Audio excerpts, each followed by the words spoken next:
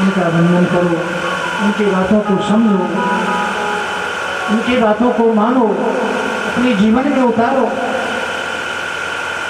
अपने जीवन में उतारो। दोनों का सुंदर नामकरण संस्कार किया गया है। गाय से जो बच्चे का जन्म हुआ उसका नाम गोकर्ण रखा गया, और धुंधली ने जिस बच्चे को जन्म दिया उसका नाम धुंधकारी रखा गया। अब धुंधकारी धीरे धीरे बड़ा होने लगा, माता पिता को परेशान करने लगा। घर में जितना भी धन था धीरे धीरे शराब में, जुआ में, गलत कामों में खर्च करने लग गया। आत्मदेह परेशान हो गए, परेशान हो गए। गोकर्ण जी तीर्थ के लिए गए हुए थे। तीर्थ करके कुछ समय के बाद लौट करके जब घर आए, पिता की स्थिति को देखा, कहने लगे पिताश्री आप बनखंड को चले जाओ और वहां जाकर के भगवान के नाम का चिंतन करो, घर छोड़ दो। ये संसार अंधा कुआं है, अंधा कुआं है। हम लोग रात दिन संसार की चिंता करते हैं, प्रभु का चिंतन नहीं करते। रात दिन संसार का, परिवार का, व्यापार का चिंता करते रहते हैं, प्रभु का चिंतन कभी नहीं करते। गोकर्ण जी ने सुंदर पिताजी को उपदेश दिया है। आत्मदेह बनखंड की ओर चल पड़े हैं। तपस्या करते करते, भगवान के नाम का वंदन करते करते अपने प्राणों को छोड़ दिया है। मेरा माता घर पे अकेली है, धुंधली। धुंधकारी ने एक दिन माँ से कहा, माँ कुछ धन हमें दे। माँ कहने लगी, बेटी जितना भी धन घर में था तुमने सब बर्बाद कर दिया। मेरे घर को तुमने नर्क बनाकर रख दिया। जगह जगह शराब की बोतलें, मांस के हड्डी के चीथड़े पड़े हुए हैं। तुमने क्या हाल कर दिया है। माता को लातों से प्रहार कर दिया, कुएं में धकेल दिया। माँ भी मर गई। 5-5 वेश्याओं को ला करके घर में रख दिया। घर के सारे धन समाप्त हो गए। डाका डालने लगा, चोरी करने लगा। एक दिन उस नगर के राजा के यहाँ से चोरी कर बहुत सारा सोना चांदी जेवरात उठा करके अपने घर ले आया। सभी वेश्याओं को दिया। वेश्या मन में विचार करने लगे कि राजा को जब पता चलेगा तो उसके साथ साथ हम लोग भी मारी जाएंगे। रात्रि में वेश्याओं ने मिलकर के धुंधकारी के गले को दबा करके, मुख में अग्नि डाल करके, जमीन खोद करके गड्ढे के नीचे दबा दिया और धन लेकर के वहां से फरार हो गई। भयंकर प्रेत बन गया धुंधकारी, भटकने लगा। महाभयंकर प्रेत बन गया धुंधकारी। एक दिन गोकर्ण जी तीर्थ करके नवरात्रि के समय अपने नगर में आए, अपने घर में प्रवेश किया, ध्यान प्रभु का लगाने लग गए। जैसे ही नेत्र बंद किया, कभी बकरा बन करके, कभी गधा बन करके, कभी घोड़ा बन करके, बार बार उनके सामने दृश्य प्रकट होने लगा। हाथ में जल लिया गोकर्ण जी ने, और जैसे ही जल को अभिमंत्रित करके छोड़ा, धुंधकारी प्रकट हो गया। हम भ्राता पदोस्मी धुंधकारी की नाम, मैं धुंधकारी हूँ, तुम्हारा भाई धुंधकारी हूँ। मेरी मुक्ति का साधन करो भैया, मैं भटक रहा हूँ, मैं भटक रहा हूँ, कोई उपाय करो। गोकर्ण जी कहने लगे, धुंधकारी जब से मैंने सुना है कि तुम प्रेत बन गए हो, मैंने गया में प्रत्येक तीर्थ क्षेत्र में तुम्हारे निमित्त श्राद्ध कर्म किया है, तुम्हारी मुक्ति नहीं हुई। धुंधकारी कहने लगा, भैया मैं छोटा मोटा पापी नहीं हूँ, बहुत बड़ा पापी हूँ, अत्याचारी हूँ। मैंने अपने जीवन में माता पिता को बड़ा कष्ट दिया। देखो, जिस माँ का हृदय गर्वित होकर नेत्र से आंसू बह गए ना, उसके पुत्र के जीवन में कभी खुशियां आ ही नहीं सकती। माँ तो माँ है। इस संसार के अंदर कौन सी है वो चीज जो यहाँ नहीं मिलती। कौन सी है चीज जो यहाँ नहीं मिलती, सब कुछ मिल जाता है लेकिन माँ नहीं मिलती। माँ तो माँ है। मेरा पूरा शरीर रोमांच हो रहा है। मैं जब माँ का स्मरण करता हूँ, जब कभी भी मेरी माँ रही नहीं, लेकिन माँ तो माँ है। मेरी मुक्ति का उपाय कर। गोकर्ण जी कहने लगे, मैंने गया में तुम्हारे निमित्त श्राद्ध कर्म किया है। कहते हैं कि गया में श्राद्ध करने के बाद व्यक्ति मुक्त हो जाता है। धुंधकारी कहने लगा, गया श्राद्ध सती नापी मुक्तिर नामे भविष्यति। 1000 बार 100 बार में यदि आप गया में श्राद्ध कर्म करोगे, मेरे निमित्त मेरी मुक्ति नहीं होगी, मेरी मुक्ति का साधन करो। फिर गोकर्ण जी ने सुंदर भागवत की कथा सुनाई। बहुत श्रोता आए गोकर्ण निवास में बैठ कर के कथा 7 दिनों तक सुनता रहा। प्रथम दिन की कथा में पहली ग्रंथि फट गई, दूसरे दिन की कथा में मांस की दूसरी ग्रंथि फट गई। इसी प्रकार 7वें दिन की कथा में जैसे ही 7 ग्रंथि फटी, धुंधकारी विशाल स्वरूप लिए, सुंदर नेत्र, सुंदर कपोल, बिल्कुल भगवान के जैसे दिव्य स्वरूप में प्रकट हो गया। भाई में मुक्त हो गया। सुंदर विमान वैकुंठ से आए धुंधकारी को लेने के लिए और लेकर के चलो। देखो कितना बड़ा तत्व था और वैकुंठ चला गया। एक घड़ी आधो घड़ी आधो में पुनियाद हो, तुलसी संगत साधकी कटही कोट लपड़ा। अरे सारा दिन समय नहीं मिलता है। किसने कहा कि रात दिन मंदिर में बैठ करके माला करो? किसने कहा? एक घड़ी आधो घड़ी तुलसी बाबा ने कितनी सुंदर बात कही है। जब मन में शांति आए, जब चित्त प्रसन्न हो, जब भाग बने, तो बैठ जाओ परमात्मा के चरणों। 2 मिनट भगवान के नाम का बंधन कर लो, जीवन सवर जाएगा। एक भजन सुनो, फिर मैं आगे की कथा कहता हूँ। बोलवा के बिहारी लाल की, बोलिए राधा रानी सरकार की। तेरी बिगड़ी बना देगी चरण रज राधा रानी की। तेरी बिगड़ी बना देगी चरण रज राधा रानी की। तेरी बिगड़ी बना देगी चरण रज राधा रानी की।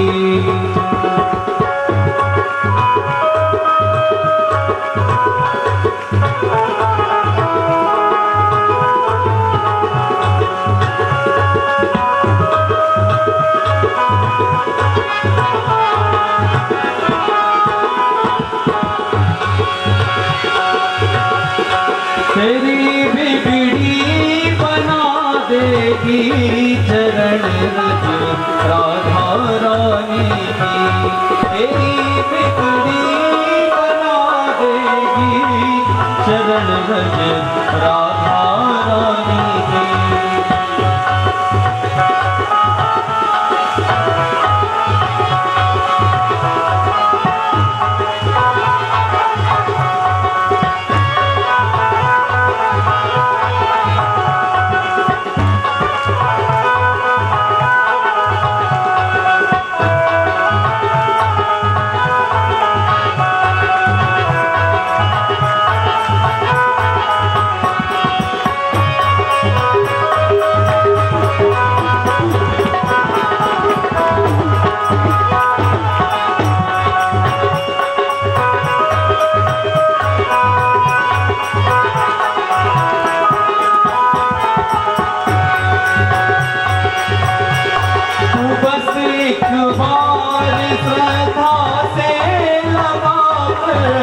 देख मस्तक पर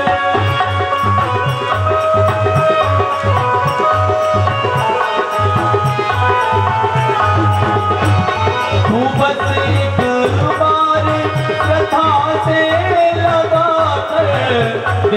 मस्तक पर लगा कर देख मस्तक पर, कोई किस्मत जगा देगी, कोई किस्मत जगा देगी, चरण रज राधा रानी के, मेरी बिगड़ी बना देगी, चरण रज राधा रानी के।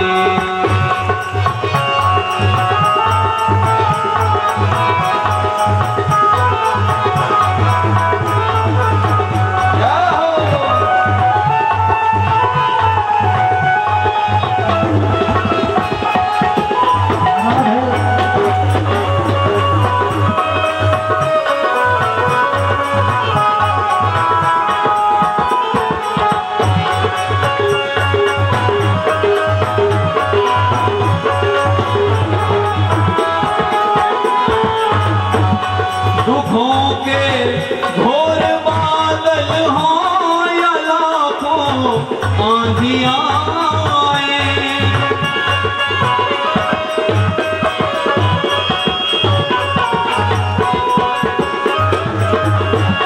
दुखों के घोर बादल हों या लाखों आंधियां आए, या लाखों आंधियां आए, तुझे सबसे बचा लेगी, तुझे सबसे बचा लेगी, चरण रज राधा रानी के, मेरी बिगड़ी बना देगी, चरण रज राधा रानी के।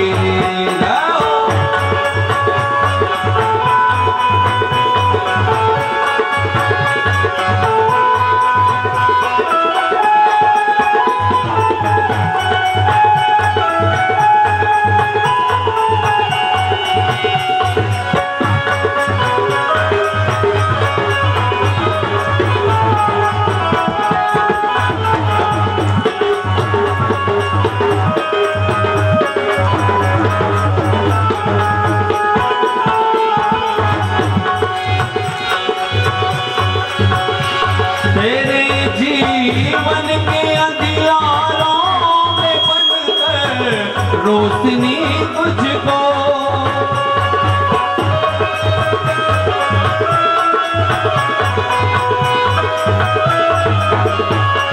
तेरे जीवन के अंधियारों में बनकर रोशनी तुझको, ये बनकर रोशनी तुझको, नया रास्ता दिखा देगी, नया रास्ता दिखा देगी, चरण रज राधा रानी के, तेरी किस्मत जगा देगी, चरण रज राधा रानी की।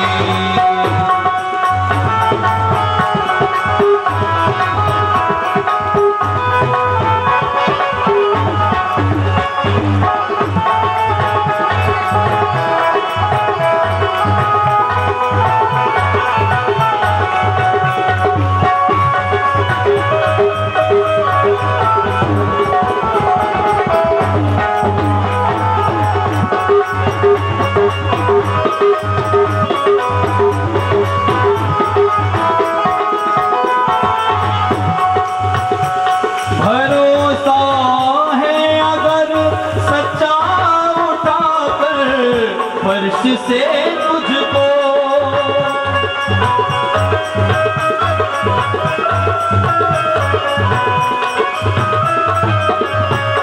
भरोसा है अगर सच्चा उठाकर फर्श से तुझको, उठाकर फर्श से तुझको, तुझे ये अरशों पे बिठा देगी, तुझे अरशों पे बिठा देगी, चरण रज राधा रानी के, तेरी किस्मत लगा देगी, चरण रज राधा रानी के, तेरी किस्मत लगा देगी, चरण रज राधा रानी के।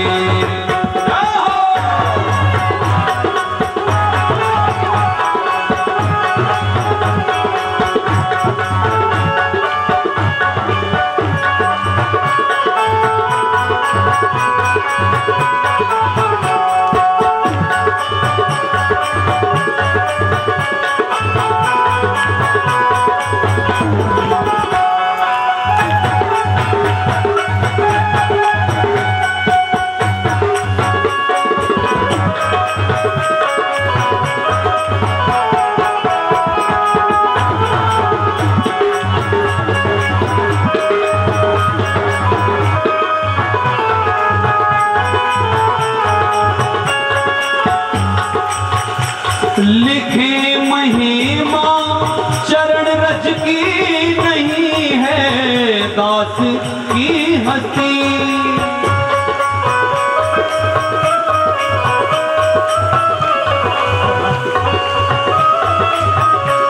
लिखी महिमा चरण रज की नहीं है दास की हस्ती, नहीं है दास की हस्ती।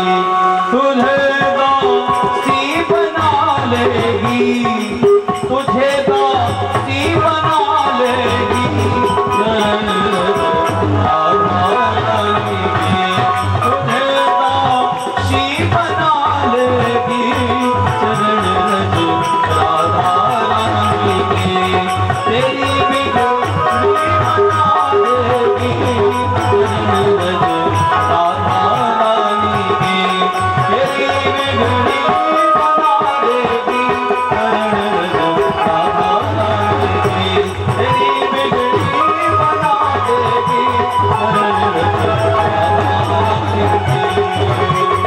राधा रानी के।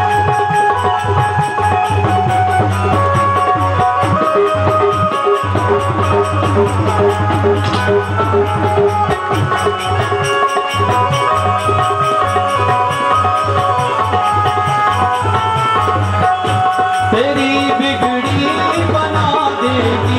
चरण रज राधा रानी के। तेरी बिगड़ी बना देगी चरण रज राधा रानी के। चरण रज राधा रानी के। चरण रज राधा रानी के। और बाकी बिहारी लाल की जय। धन्यकारी वैकुंठ चला गया। जितने भी श्रोता वहाँ बैठे थे सबने गोकर्ण जी से प्रश्न करते कथा तो हम लोगों ने भी सुनी है, तो सिर्फ धुंधकारी के लिए ही विमान क्यों है, हमारे लिए क्यों नहीं है। गोकर्ण जी कहते हैं सुनो, कथा सुनने का भी भेद होता है। धुंधकारी ने मन से कथा श्रवण किया है, ध्यान पूर्वक कथा श्रवण किया है, इसलिए कथा में जब भी बैठो ना मन को भगवान से जोड़ लो, मन को भगवान से जोड़ करके रखो, कथा सुनने का कभी लाभ मिलेगा। अश्वमेध सहस्त्राणी बागते शतांश, हजारों अश्वमेध यज्ञ करवा लो, सैकड़ों वाजपेयी यज्ञ करवा लो, लेकिन एक बार भागवत जी की कथा सुन लो, बराबर का फल बताया गया, बराबर का फल बताया गया। गोकर्ण जी कहने लगे सुनो, फिर मैं आप लोगों को कथा सुनाऊंगा। और श्रावण के पवित्र मास में गोकर्ण जी ने फिर सुंदर भागवत की कथा सुनाई और सबके लिए दिव्य विमान आया और सब आरूढ़ होकर के भगवान के परम धाम को गए। और ये भागवत भगवान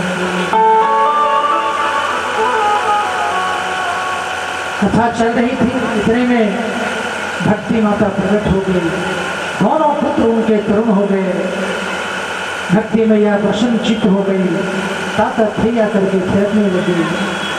कहने लगी कुतिष्ठामि, मैं कहाँ बैठूं? संत से पूछने लगी भक्ति माता, मैं कहाँ बैठूं? मैं संपूर्ण भागवत कथा को श्रवण करना चाहती हूँ, पान करना चाहती हूँ। महात्मा कहने लगी सुनिए, जितने भी भक्त बैठे हैं ना, सबके हृदय में जाकर के बैठ जाओ, सबके हृदय में जाकर के विराजमान हो जाए। और भक्ति माता सबके हृदय में जाकर के बैठ गई।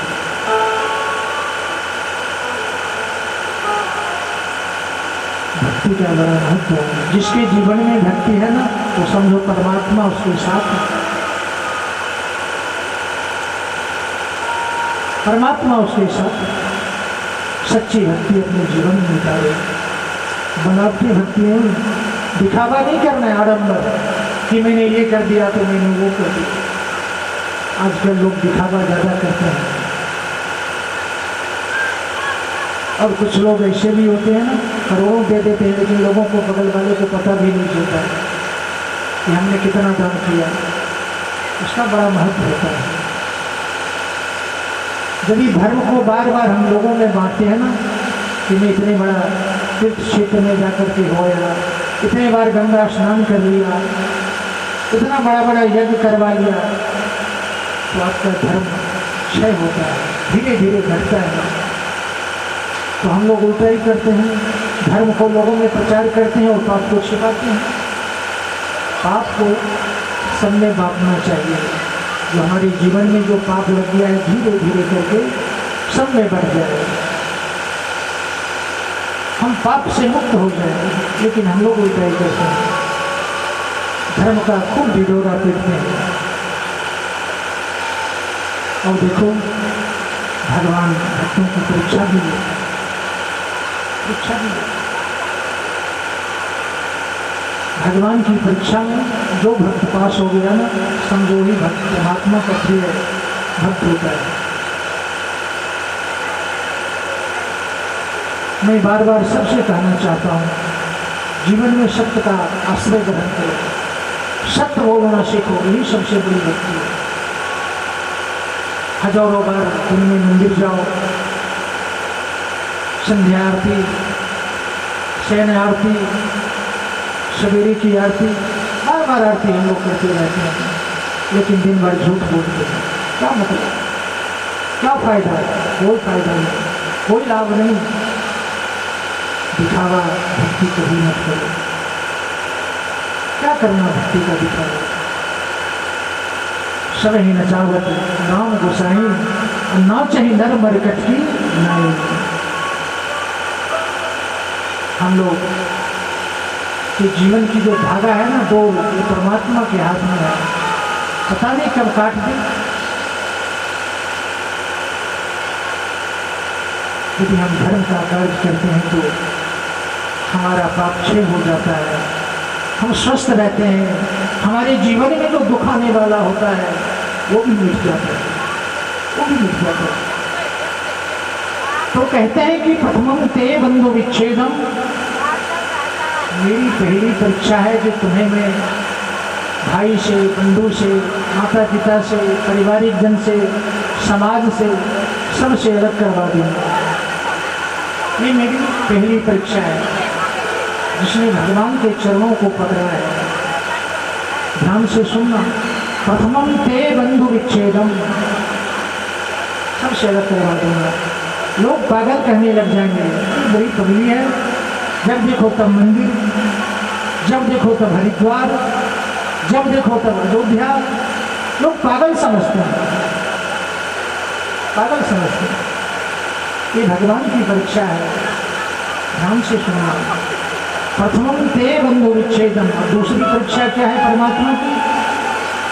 द्वितीय त्वयि निर्धनम, यदि तुम धनवान हो ना, तो धीरे धीरे करके तुम्हारे धन का धन कर दूंगा, तुम्हारे जीवन में धन भी नहीं रहने दूंगा, एक एक पैसे के लिए मोहताज कर दूंगा। परमात्मा वैसे नहीं मिलती, भक्ति वैसे प्राप्त नहीं होती, बड़ा कष्ट उठाना पड़ता है, गरीब बना दूंगा। द्वितीय त्वयि निर्धनम, और तीसरी परीक्षा भगवान की क्या है? थोड़ी शरीरम अति जीर्ण शरण करोमी थी मेरी प्रतिज्ञा, फिर तुम्हारे शरीर को जर्जर बना दूंगा। कभी पैर में दर्द, कभी कमर में दर्द, कभी कंधे में दर्द, चलने फिरने में परेशानी, फिर भी यदि तुमने हमारे भक्ति को नहीं छोड़ा, हमसे कभी अपना मुख नहीं मोड़ा, तो गोविंद कहते हैं सौ पदम ददामी, सौ नामम ददामी, सौ धामम ददामी, नाम काम धाम सब सौंप देते हैं। क्या चाहिए? और गोविंद जब देता है ना, तो रखने की व्यवस्था तक नहीं रहती, कहाँ रखोगे, कितना दे देगा। ऐसे ही एक सज्जन संत ब्राह्मण परिवार में जन्म लिए। देखो, आपने देखा होगा जब बालक का जन्म होता है ना, तो कोई कोई बच्चे विशेष होते हैं, जन्म से ही उनको परमात्मा का रंग चढ़ा होता है। समाज में, परिवार में, नगर में लोग कहते हैं कितना प्रतिभाशाली बच्चा है, देखो ना अभी से मंदिर जाने का लगन है, अभी से भगवान के नाम का स्मरण करता है। ये पूर्व जन्म के संस्कार होते हैं। ऐसे ही एक ब्राह्मण परिवार में बालक का जन्म हुआ, धीरे धीरे शनै शनै बढ़ने लगा, बड़ा हुआ, सुंदर पढ़ाई करी, परमात्मा की कृपा से अच्छी नौकरी मिल गई, सुंदर परिवार था, छोटा सा परिवार था, लेकिन कॉलेज की नौकरी थी। वहाँ भी जाते तो हाथ में माला झोली लगी रहती, माला झोली लगी रहती। देखो कहते हैं ना, कर से कर्म करो विधिमाना, मन राखो जहाँ कृपा निधान। किसने मना कर रखा है? सब कार्य करो, संसार में आए हो तो कर्म ही करेगा। बच्चे को जन्म देना है, सुंदर लालन पालन करना है, अच्छी शिक्षा प्रदान करनी है, सब कुछ करो, किसने मना किया है? लेकिन मन को परमात्मा से जोड़ करके रखो, मन रखो जहाँ कृपा निधान। भोजन बनाओ, भगवान का नाम स्मरण करते हो, झाड़ू दो तो भगवान का नाम का वर्णन करते हो। सबरी कर भी रस्ता साथ राम मेरे कब घर आदमी। पहले की माताएं सवेरे सवेरे 4 बजे उठ करके अपने आंगन में झाड़ू बुहाई लगाती थी और भगवान का नाम स्मरण करती थी। मैंने देखा है हमारे खुद घर 4 बार। आज की स्थिति ऐसी है नहीं। कल युग केवल नाम आधारा, सूर सूर नर इतने ही पाला। इस कलिकाल में केवल भगवान का नाम ही तो है जो इस अबाटवी से हमको पार कर सकते, और कुछ नहीं। मानसो दुर्लभो देही देही नाम क्षण भंगुर, तत्रापि दुर्लभम मन्यम वैकुंठम योगी दुर्लभम। परमात्मा ने सुंदर शरीर तो दिया, लेकिन ये कब टपक जाए पता नहीं है। किसी को पता? बताओ, हम कब चले जाएं किसी को पता है? किसी को पता नहीं है। फिर भी हम सालों साल की योजना बनाते हैं, ये करना है, वो करना है, सब कुछ करो। यदि हम धर्ममय होकर के करते हैं ना, तो परमात्मा की कृपा दृष्टि है और सारे कार्य हमारे अच्छे होते हैं। सारे कार्य, कहीं रुकावट नहीं है। सुंदर कॉलेज की नौकरी थी, करने लगे, लेकिन परमात्मा गोविंद का परम भक्त, रात दिन भगवान के नाम का गुणगान चिंतन, और कुछ नहीं। भगवान को लगा बड़ा प्रिय भक्त है। एक बार मैं खुद इसकी परीक्षा लेना चाहता हूँ। भगवान ने सुंदर सी नौकरी थी, उसको भी छुड़वा दी, नौकरी छूट गई बेचारी। घर में आकर के पत्नी से कहने लगे, सुनोगी, अब तो हमारी नौकरी छूट गई, नौकरी तो रही नहीं, थोड़ा घर में हिसाब किताब से बच्चों के लिए चलाना है आपको, पहले वाली व्यवस्था तो रही नहीं, लेकिन गोविंद के नाम को नहीं छोड़ा, परमात्मा से अपना मुख नहीं मोड़ा। देखो जीवन में कितनी भी बुरी परिस्थिति आ जाए, विपरीत परिस्थिति आ जाए, परमात्मा को नहीं छोड़ना चाहिए। वो सब संभाल लेता है, सब संभाल लेता है। पत्नी कहने लगी कोई बात नहीं, चाहे विधि राखी रहो, सारी विधि रही। देशी परमात्मा की मन, नौकरी छूट गए, आमदनी बंद हो गई, 4 बच्चे हैं ब्राह्मण के घर में धन तो है नहीं, पड़ोसियों से मांग करके लाई, लेकिन कितना दिन, कितना समय और कब तक कौन दे। एक दिन खिन्न होकर के ब्राह्मण बोले चले गए, पुस्तकालय से सुंदर पुस्तक निकाली और पढ़ने लग गए। मन तो खिन्न था कि घर में कुछ व्यवस्था है नहीं, हमारे बच्चे कई दिन हो गए हैं, कुछ खाना पीना खाए नहीं, क्या करें, कहाँ से लाए। उस गीता में लिखा था अनन्याम चिंतितो माम ते जनाः पर्युपास्ते तेषां नित्याभियुक्तानां योगक्षेमं महम्। भगवान कहते हैं अर्जुन से, अर्जुन जो मेरी अनन्य भक्ति करता है ना, उसके जीवन के समस्त कार्य मैं करता हूँ। खाने की, पीने की, रहने की, सोने की, पढ़ाई की, लिखाई की, दवाई की, जितनी भी व्यवस्था है ना मैं करता हूँ, उसे सोचना नहीं पड़ता। तेषां नित्याभियुक्तानां, उसके नित्य के जितने भी खर्चे हैं सब मैं करता हूँ। जैसे ही ब्राह्मण ने इस श्लोक को पढ़ा, थोड़ा सा क्रोध आ गया। जीवन में आज ब्राह्मण के मन में पहली बार क्रोध आया है, पहली बार। प्रभु आप कहते हो कि जो मेरी अनन्य भक्ति करता है मैं उसके सारे कार्य करता हूँ। कई दिन हो गए गोविंद, मेरे घर में अन्न का एक दाना तक नहीं है, हमारे बच्चे भूखे रहने लग गए हैं। मेरी पत्नी कब तक मांग करके लाए, किससे लाए। सुंदर सी नौकरी थी, आपने उसे भी छुड़वा दी। आप कहते हो कि सारा कार्य नहीं करता हूं। कलम निकाल करके उस श्लोक पर निशान लगा दिया। ये शब्द आपको गलत है गोविंद, मैं इसको नहीं मान सकता। और गीता तो भगवान का हृदय है, गीता में हृदय पाठ, और रामायण भगवान के नेत्र हैं, नैन कहते हैं नेत्र को। जैसे ही गीता पे कलम से निशान लगाया, गोविंद के वक्षस्थल पे जाकर के लग गया बाण वर्ती, उनके हृदय से रक्तस्राव होने लगे। गोविंद ने ध्यान लगाया, आहा कितना सुंदर भक्त मेरा, आज इतनी द्रवित होकर के हमें याद कर रहा है, आज तो चलना ही पड़ेगा। भगवान सुंदर सा ग्वालिया का वेश बना करके, सुंदर बालक बन करके चल पड़े हैं।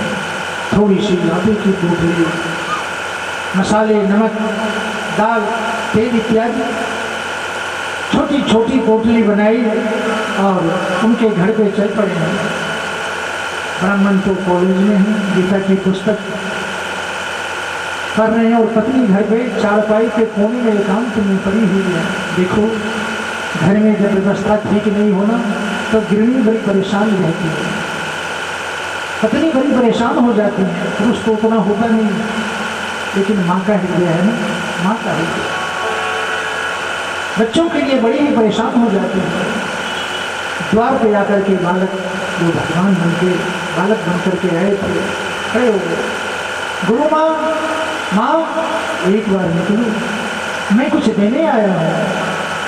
जैसे ही गुरु माँ ने, ब्राह्मण पत्नी ने आवाज़ सुनी, मन में विचार करने लगे, शायद आज लगता है हमारे घर में कोई भिखारी मांगने वाला आ गया है, लेकिन मैं क्या दूँ, मैं बाबा को क्या दूँ। कई दिन हो गए हमारे बच्चे भूखे निकली नहीं, कुछ समय के बाद चला जाएगा। मेरे घर में कुछ है नहीं, मैं दूँ क्या।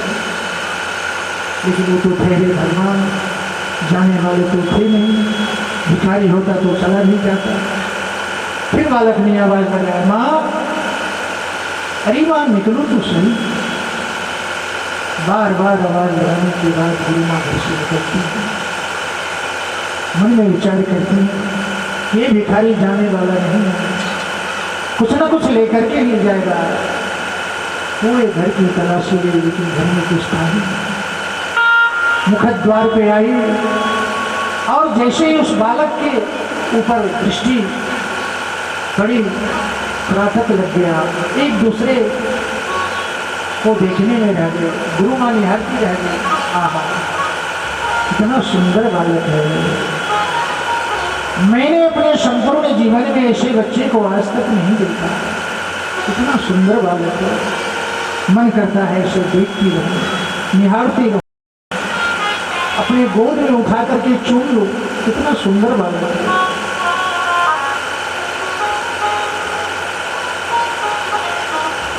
मुख निहारते भगवान को लगा कि गुरु माँ हमें ही देखती रह गई, तो जो कार्य मैं करने आया हूँ वो कार्य मैं कैसे कर पाऊंगा। भगवान ने गुरु माँ का ध्यान भंग किया है, और जैसे बुखार बिंद से गुरु माँ का ध्यान हटा तो नीचे वक्षस्थल पे आ गया, वहाँ से तो रक्तस्राव हो रहे हैं। दौड़ करके गुरु माँ ने बालक को गोद में उठा लिया। बालक पुत्र किस पापी ने, किस दुष्ट ने, किस निर्दयी ने इतने जोरों का प्रहार कर दिया। आहा थोड़ी सी और चोट लग जाती तो शायद इस बालक की मृत्यु तक हो सकती। बताओ ना बालक, किस पापी ने। अब बालक क्या कहता कि तुम्हारे पति ने ही किया, कैसे कहता। लेकिन गुरु माँ के बार बार पूछने के बाद बालक कहता है कि माँ आप नहीं मानती हो, आपके घर में खाने पीने का कोई भी सामग्री नहीं है। गुरुदेव ने कहा कि बालक हमारे घर में सामग्री पहुंचा दो, लाने में विलंब हो गया माँ, गुरुजी नाराज हो गए, जड़ दिया। कोई बात नहीं, गुरुदेव ही तो हैं, कोई कष्ट नहीं। गुरु माँ ने अपने साड़ी के पल्लू को फाड़ते हुए उस बालक की मरहम पट्टी की है। बस बालक आप जाओ, शाम को आती हूँ तो मैं उनसे बात करती हूँ। और बालक कुछ दूर जाकर के अंदर ध्यान न दिया। शाम को जब गुरुदेव घर आए, कितनी बरसवरी, कितने निर्दयी हो, कितने दुष्ट हो तुम, कहते हो रात दिन भगवान के नाम का गुणानुवाद करता। कितना सुंदर बालक था, थोड़ी सी और चोट लग जाती तो मर नहीं सकता था। कितने दुष्ट हो आप। ये बेचारे घबराए, देवी किस बालक की बात करती हो तुम, किस बालक की बात करती हो तुम देवी। मैं अपने संपूर्ण जीवन में आज तक किसी बच्चे के ऊपर हाथ तक नहीं उठाया, किस बालक की बात कर। अच्छा आपने नहीं मारा? नहीं देवी, मैं सच कहता हूँ, हाथ में माला है, मैं झूठ बोल कैसे सकता हूँ।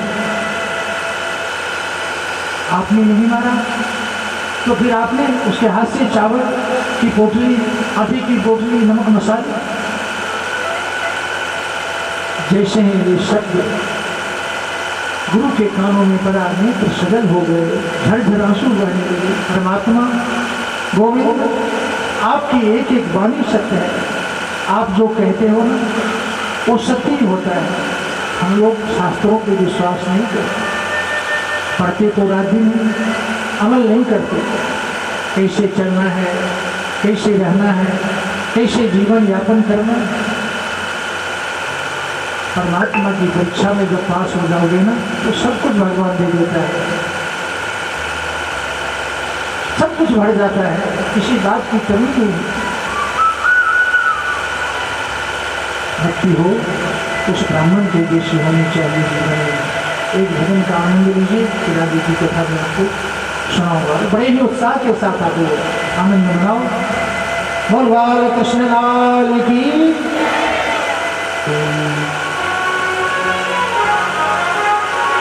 जय जय राधा रमण हरि बोल, प्यारो राधा रमण हरि बोल,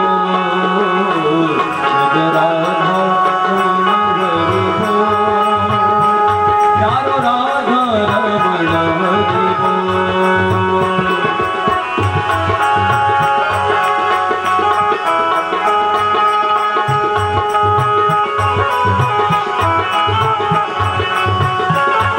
राधा रमण हरि बोल, प्यारो राधा रमण हरि बोल, राधा रमण हरि बोल, प्यारो राधा रमण हरि बोल।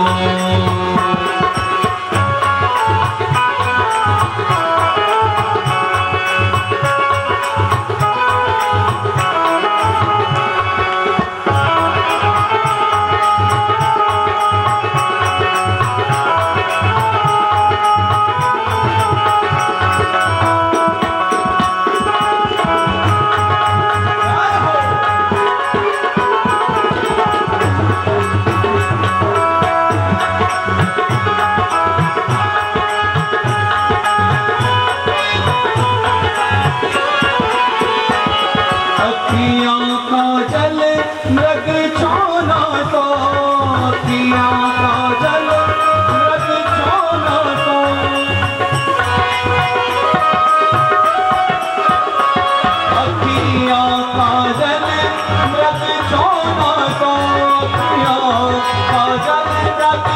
सोना तो नक बेसर जादू सोना तो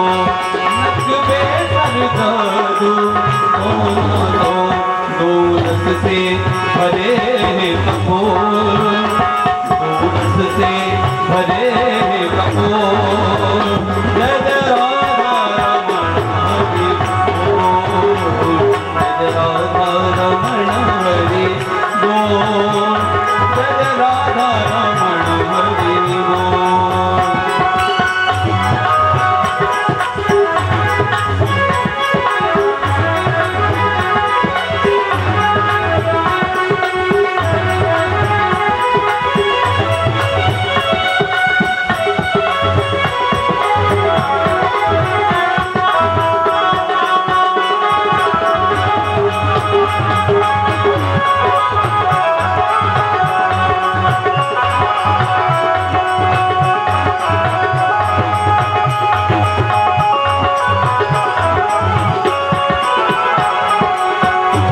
नटनागर किशोर नवल रसिया,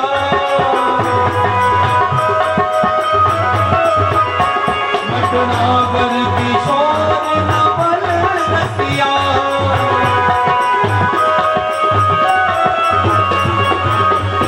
प्यारो ब्रज को छैल काना मन बसिया, प्यारो ब्रज को छैल,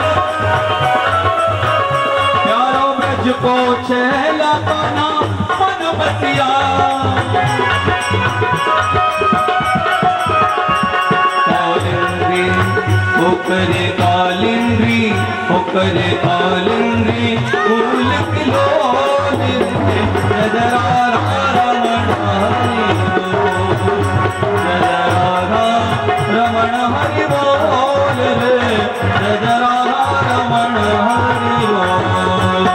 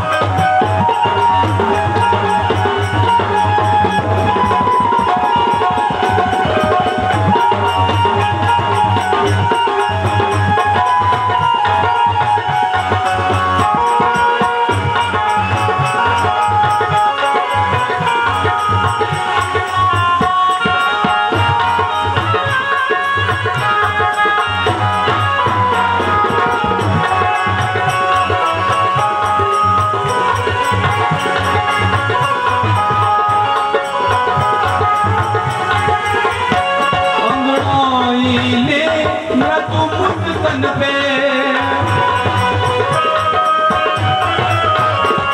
अंगड़ाई ले मैं तू मुश्किल पे बजरीली तिरछी चितवन पे ओ बजरीली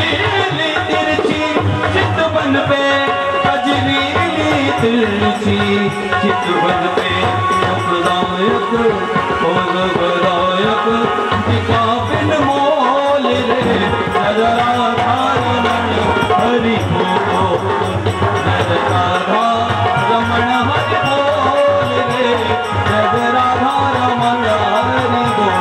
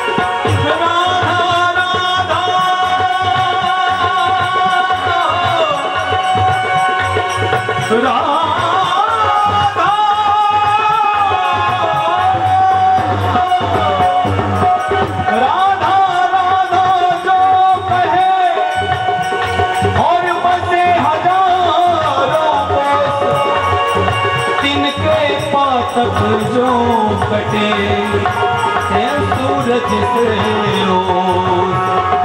राधा रमण हरि बोल रे हरि राधा रमण हरि बोल राधा रमण हरि बोल रे राधा रमण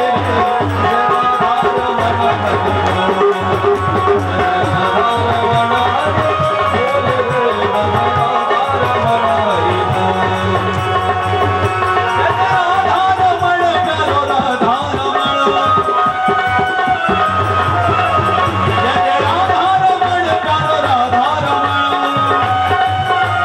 बोल राधा रमण हरि बोल रे राधा रमण हरि बोल।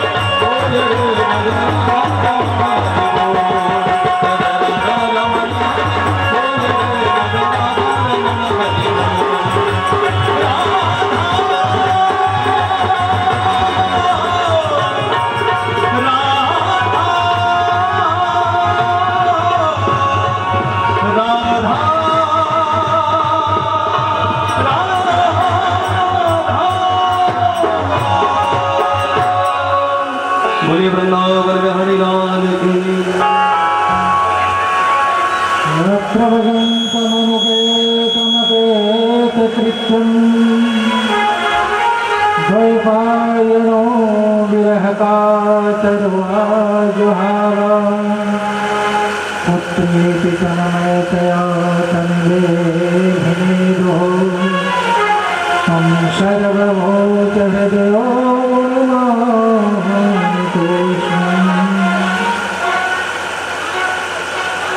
सुखदेव जी जन्म लेते हैं, बनखंड की ओर चल पड़े। पिता पुत्र पुत्र पुकारते रह गए, वृक्षों ने आवाज दिया पीछे पीछे व्यास जी दौड़े जा रहे हैं।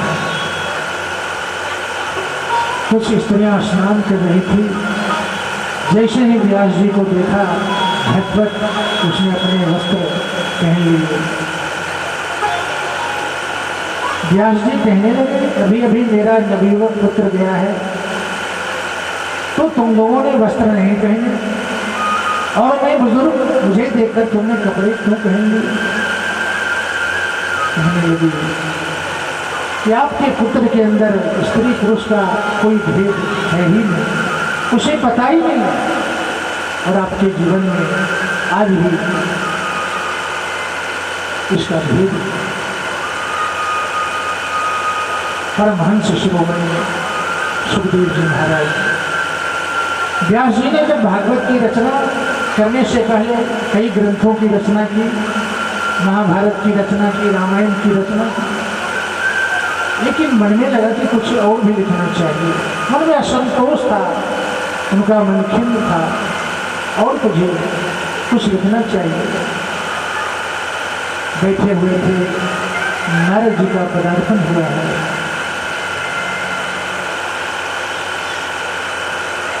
नारद जी का पदार्पण हुआ। नारद जी ने देखा कि व्यास जी खंड मना बैठे हैं। क्या हुआ? व्यास जी कहने लगे, महात्मा, मैंने इतने बड़े बड़े ग्रंथों की रचना की, लेकिन आज भी मुझे लगता है कि मुझे और लिखना चाहिए। मेरे जीवन में संतोष नहीं। नारद जी कहने लगे, आपने निर्गुण ब्रह्म की उपासना की है, उस पर आपने लिखा है। जब तक आप सगुण परब्रह्म की उपासना नहीं करोगे, तब तक जीवन में शांति नहीं, तब तक जीवन में शांति नहीं।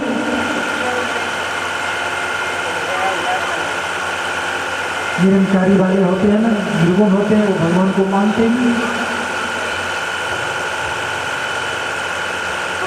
ईश्वर अंश जीव अविनाशी, चेतन अमल सहज सुखराश। सबके घट घट में परमात्मा का वास है ना जी? बोलो, चुपचाप मत बैठे, कंजूसी मत किया करो। देखो, एक बार 3 कंजूस थे, छोटी सी है कथा।